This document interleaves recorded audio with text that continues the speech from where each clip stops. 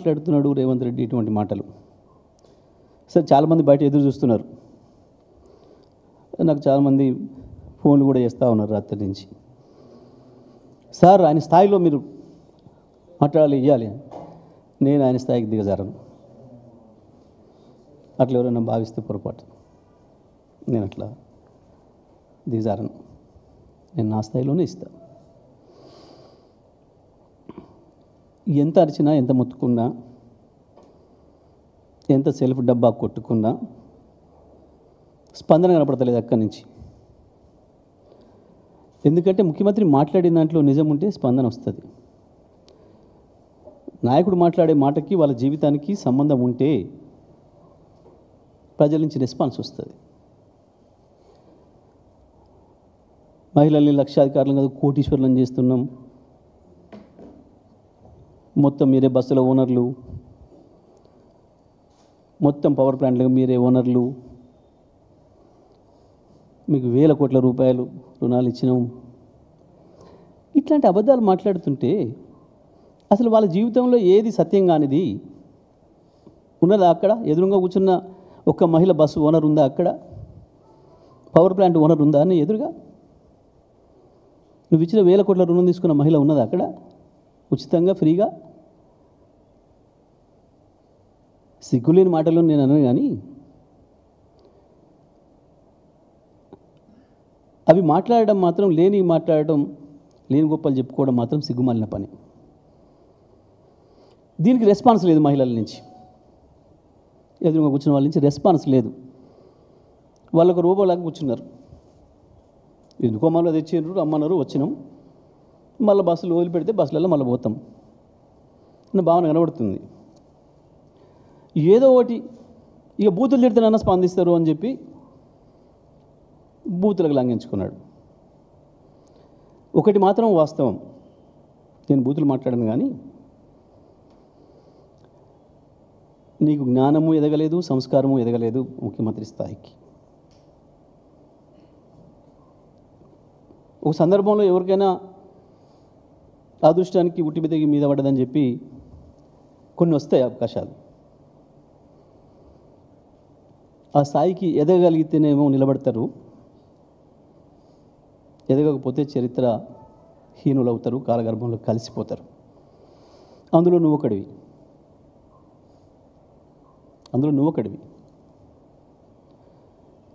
ఇక నువ్వు మాట్లాడిన అబద్ధాలు నవ్వుకుంటున్నారు ప్రజలు. ఏం మాట్లాడినావు నువ్వు? రేషన్ కార్డుల మీదనే మాట్లాడదాం మొట్టమొదలు, మిగతా తర్వాత పోదాం. రేషన్ కార్డులు గత ప్రభుత్వ హయాంలో, కేసీఆర్ ప్రభుత్వ హయాంలో ఒక్కటి కూడా ఇవ్వలేదు. ఇప్పుడు మేము వచ్చినాకనే ఇస్తున్నాం 10 ఏళ్ళ తర్వాత. అసలు రేషన్ కార్డులు ఇవ్వటం ఏంది, ఇంకా రేషన్ కార్డుల కొరకు ఎదురు చూడేసిన తర్వాత మాట్లాడతా, కానీ మేము రేషన్ కార్డులు ఇచ్చినాం మా ప్రభుత్వ హయాంలో అని చెప్పడానికి నీ బట్టి విక్రమార్క సాక్ష్యం. మీ బట్టి విక్రమార్క మూతికి గుడ్డ కట్టుకొని పంచుతున్న చూడు రేషన్ కార్డులు. ఏ కాలంలో?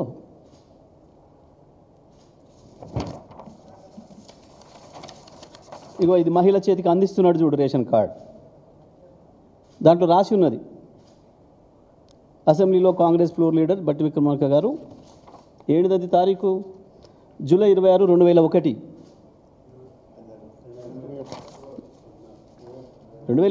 జూలై 25, 2021 ఆయన ట్వీట్లో పెట్టుకున్నాడు. ఇది ఎక్కడనో పేపర్లలో ప్రింట్ చేసి మేము ఇప్పుడు ఏఐ ద్వారా సృష్టించక రాలే. ఇది ఆయన ట్వీట్, మీరు ఇవాళ తీస్తే కూడా ఉంటుంది. ఈ రెండు వారియే. ఓకే, ఇక మీరు ఈ మధ్యన ఎగిరెగిరి పడుతున్న కొత్త బిచ్చగాడు వీరు పొంగులేటి శ్రీనివాసరెడ్డి గారు. ఏంటిది?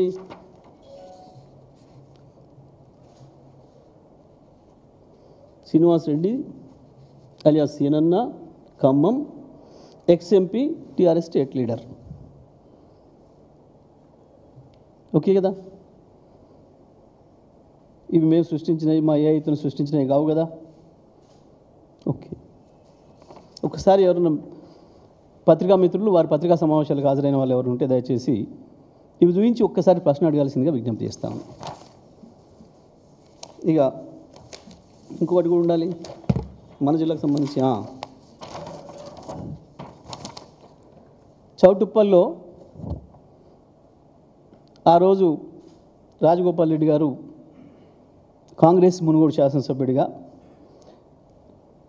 నా చేతిలో ఉన్న మైకు గుంజుకుంటున్నప్పుడు జరిగిన వాగ్వాదం రేషన్ కార్డుల పంపిణీలోనే.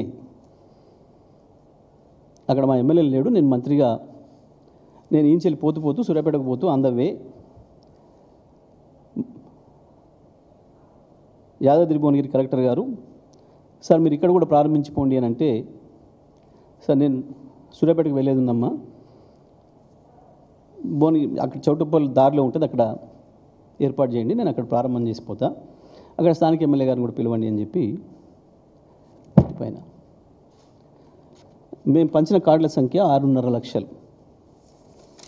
ఇంతవరకు తీసేయండి, మిగతా ఉంచండి, అది తీసేయండి. మేము పంచిన కార్డుల సంఖ్య 6.5 లక్షలు. ఓకే, 6,47,479. ఇప్పుడు మీరు ప్రభుత్వంలో ఉన్నారు, లెక్కలు ఉన్నాయి అక్కడ. దీని మీద ఎవరైనా చర్చకు వస్తే ఇక నాకు ఉరేసుకుందాం, చెప్పు దెబ్బలు లాంటివి రావు. ఒక్క చెంపదెబ్బ చాలు. ఇది మీరు తప్పని నిరూపిస్తే నేను చెంపదెబ్బకు సిద్ధంగా ఉన్నా. ఇది నిజము అని రికార్డులు చూపించిన మీ ప్రభుత్వ రికార్డులో కూడా ఉంది. అది నిజమే అయితే మీరు ఒక్క చెంపదెబ్బకు సిద్ధమా? నేను చెప్పుతో కొట్టుకోవడాలు, ఉరి శిక్షలు లాంటి పెద్ద డైలాగులు మాట్లాడను. కేవలం ప్రాక్టికల్ సాధ్యమయ్యే విషయాలు మాత్రమే మాట్లాడతాను. చేయాల్సుకున్నాయన్నా, చేసినాయైనా, ఏదైనా. ఓకే, సరిపోయింది అనుకుంటా మీకు. ఇక వాటి విషయానికి వద్దాం. ఇంకా కూడా ఈ దేశంలో ప్రజలు ఒక రేషన్ కార్డు కొరకు ఎదురు చూస్తున్నారు అంటే ఎవడి నేరం? 78 సంవత్సరాల స్వతంత్ర భారత చరిత్రలో ఇంకా ప్రజలు అన్నం కొరకు ఎదురు చూస్తున్నారు, ఆకలితో ఏడుస్తున్నారు అని అంటే ఎవడి ద్రోహం కాంగ్రెస్ది కాకపోతే? ఈ దేశాన్ని, ఈ దేశంలో ఉన్న రాష్ట్రాలను 50 ఏళ్ళు వరుసగా పరిపాలించిన మీరు కదా ద్రోహులు. ప్రజల్ని ఇంకా పీడనలోనే ఉంచి ఇంకా ఆకలితో చంపుతున్న దానికి కారణం మొట్టమొదటి దోషి కాంగ్రెస్ పార్టీ.